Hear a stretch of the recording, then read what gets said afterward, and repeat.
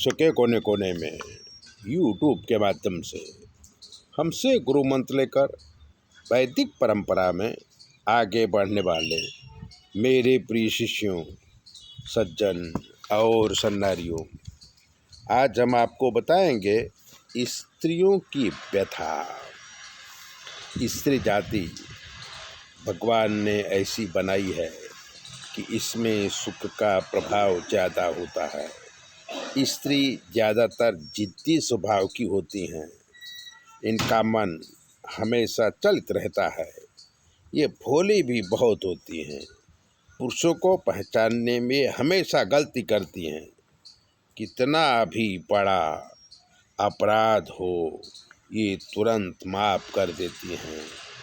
अपना हित अनहित नहीं समझ पाती। कभी कभी जान की बाजी भी लगा देती हैं। ऐसी ही बात बताता हूँ। चित्रकूट जिले के एक लड़का जिसका नाम रोहित था। रोहित अहमदाबाद आया, सिक्योरिटी में नौकरी करने लगा तो थोड़ा पैसा कमाया। माँ बाप गरीब थे तो उन्हें मदद करता था।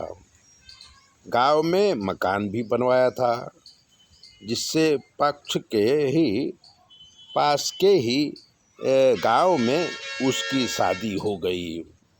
शादी होने के बाद जब अपनी पत्नी को माँ बाप के पास छोड़ के आने लगा तो पत्नी ने जिद किया कि मैं भी अहमदाबाद चलूँगी। लेकिन रोहित के पास रहने को घर तो था नहीं। वो वहीं पर रहता था जहाँ नौकरी करता था और 2 टिक्कर लगा के खाना खा लेता था, होटल में खा लेता था, ऐसा चलाता था। तो रोहित ने कहा कहीं रहने की व्यवस्था कर लूँ फिर ले चलूँगा। पर ये तो स्त्री हट थी। कहा अगर तुम नहीं ले चलोगे तो मैं अपने प्राण त्याग दूंगी। रोहित ने सोचा कि ऐसा ही कहती होगी। रोहित अपने माँ बाप के पास पत्नी को छोड़ के करबी स्टेशन आया तो रोहित की पत्नी ने सचमुच मिट्टी का तेल डाल के अग्नि लगा के जल गई। लोग दौड़ते हुए करबी स्टेशन आए और रोहित को घर ले गए। रोहित दुखी था।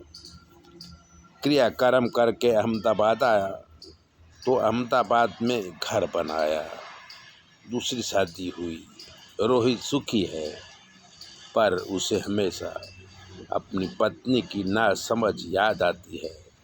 वो अब नई पत्नी को कुछ नहीं कहता, उसकी सारी बातें मानता है। नासमझी ने कराया स्त्री ने अपना जीवन खो दिया। ऐसी नासमझी से जिंदगी पूरी हो जाती है।